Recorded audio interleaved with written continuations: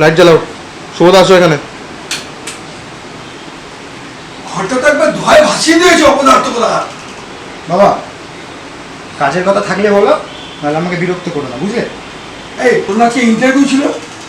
দেখো বাবা, ওসব আলতু ফালতু কাজ আমি করতে পারবো না, ঠিক আছে? ফালতু ফালতু কাজ? আলতু ফালতু কাজ, সব আলতু ফালতু কাজ।